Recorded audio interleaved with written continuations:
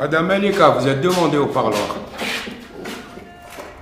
Oh mon fils, oui, je sens que les baisses. Eh ben, c'est bien. Elle est pas solide.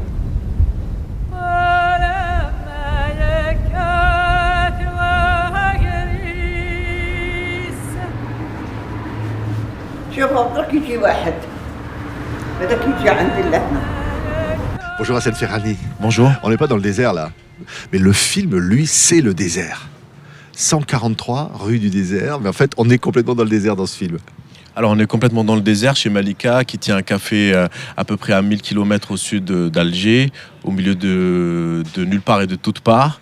Et c'est une femme qui a quitté le nord pour aller s'installer dans le sud et écrire son histoire. Ouais, c'est un documentaire algérien, au cœur de cette Algérie, de cette nationale 1 qui traverse toute l'Algérie, de la mer jusqu'au Niger.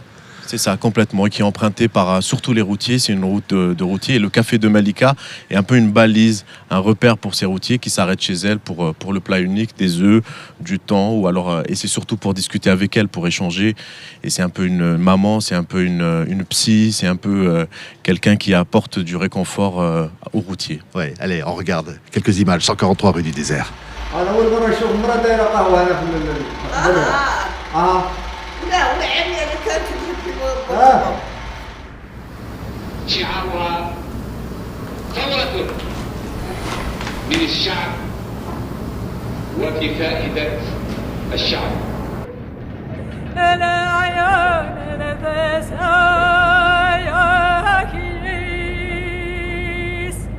Elle est incroyable. On voit ce physique de Malika comme ça. Et donc, elle accueille quoi, des marchands ambulants, des routiers comme ça qui passent. Et au fond, elle est complètement unique. Alors la majeure partie de sa clientèle, ce sont des routiers, mais il y a aussi des gens qui sont à la recherche de quelqu'un. Il y a aussi des touristes qui sont un peu égarés.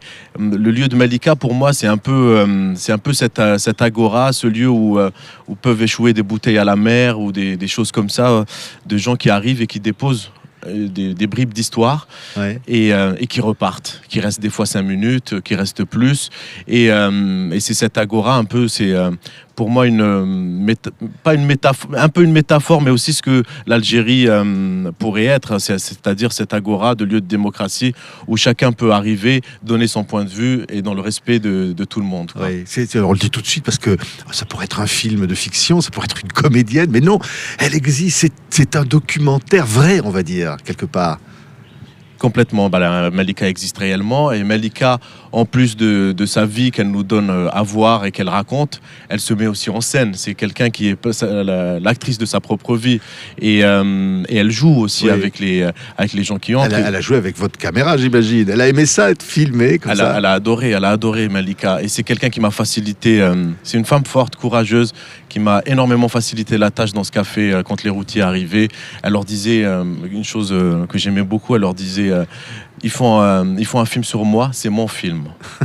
C'est incroyable, hein, quel personnage. Alors au fond, vous le disiez, c'est vraiment l'Algérie profonde, là, pour le coup, on est au cœur du désert. Et au fond, tous ceux qu'elle croise, toutes ces rencontres racontent l'Algérie finalement. Alors c'est comme pour mon précédent film qui s'appelle Dans ma tête un rond-point, qui est tourné dans des abattoirs avec des ouvriers qui venaient de 48 wilayas de l'Algérie. Là on est un peu dans le même cas de figure en termes de population et de passage, c'est-à-dire qu'on a les 48 wilayas, comme c'est des routiers qui sont de passage, et ils sont d'Alger, de Msila, de Sétif, de Béjaïa, et donc je donne à voir aussi une Algérie qui est plurielle, une Algérie qui est très diverse. Oui, où on raconte la vie. Et puis il y a le désert. J'allais presque dire le désert est un personnage du film. Complètement. Alors, ce désert, chacun peut le voir à sa manière. Dans le film, je voulais un peu démystifier ce désert. Je voulais montrer le désert habité, tel que Malika le vivait, tel qu'elle le regarde, parce qu'elle est assise dans son café, puis cette porte-là, c'est comme un écran de cinéma où il se passe tout le temps des choses. Malika commente énormément de choses, et puis c'est un désert où il se passe tout le temps quelque chose. Oui. Ce n'est pas juste un désert. C'est pas juste la poussière, comme ça, la poussière du temps qui passe. Non, et il se passe tout le temps quelque chose. Il y a tout quelqu'un qui entre. Alors il y a un double sentiment ressenti chez Malika, c'est qu'il y a ces moments de calme et d'apaisement où il se passe pratiquement rien, où elle est dans la méditation, où on entend le bruit des vents différents du désert. Et puis il y a des moments où il y a des gens qui entrent et qui entrent pour discuter, pour raconter un peu leur histoire, pour raconter une bribe d'histoire, pour échanger avec Malika. Ouais, alors dites-moi, Hassan Ferhani, il dit quoi de l'Algérie, ce film, de l'Algérie d'aujourd'hui, de cette Algérie, de ces jeunes, de ce regard sur l'avenir, de cette contestation finalement, de cette envie, peut-être elle représente aussi une histoire, Malika, ce passé, cette femme algérienne forte. Et qu'est-ce qu'il dit de l'Algérie de maintenant ? Alors, il y a d'abord cette histoire de pompe à essence qui vient s'installer juste à côté de chez elle. Donc, c'est le nouveau monde qui est en train d'arriver. Qui va peut-être l'obliger à fermer son commerce. Peut-être, on ne sait pas. Mais déjà, il y a cette question-là qui est très présente dans le film et qui est commune à toutes les questions mondiales. Ensuite, il y a les questions qui sont propres à l'Algérie. Parce que Malika, c'est quelqu'un qui regarde l'Algérie, mais qui regarde aussi le monde qui est autour d'elle. Et c'est tous les questionnements que traverse l'Algérie aujourd'hui qui sont posés autour d'un café, autour d'un thé. Et mais c'est en bon train avec ce qui se passe aujourd'hui en Algérie. Oui, mais alors ça dit quoi ? Ça dit quoi au fond ? Ça dit qu'il y a une effervescence, qu'il y a quelque chose qui au fond est en train de se passer au fond là, qui grouille. On le sent chez chacun des protagonistes du film. Il y a quelque chose qui est en eux, qui est en train de bouillonner, de questionnement. Mais chez Malika, on va chercher ça, mais aussi on va chercher quelque chose qui est de l'ordre du spirituel aussi, qui va aussi dépasser le côté politique frontal. Mais toutes ces questions-là, elles sont abordées dans le film. Oui, mais c'est tout cet ensemble-là qui va faire l'Algérie de demain, au fond. Exactement. Non ? C'est exactement ça, cet espace-là comme un espace de démocratie où chacun peut arriver et donner son avis, son idée, échanger dans le respect de tout le monde. Mais au fond, ce film dit qu'on ne peut pas empêcher la démocratie, qu'on ne peut pas empêcher le dialogue, et qu'au fond, ce dialogue, il a lieu de toute façon, même au fin fond du désert.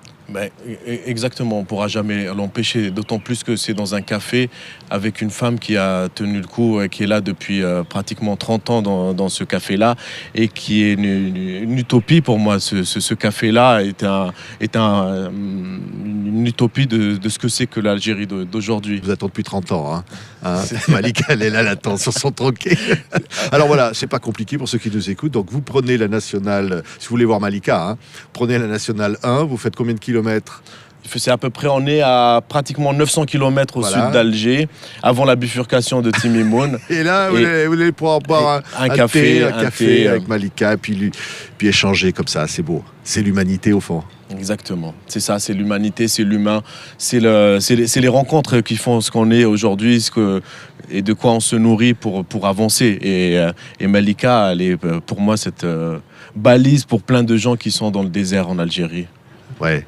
Il faut des balises comme ça, évidemment, pour trouver la route. Merci beaucoup, Hassan Ferhani. 143 rue du désert, un documentaire, plutôt un film qui ne dit pas son nom. Merci à vous. Merci beaucoup, merci.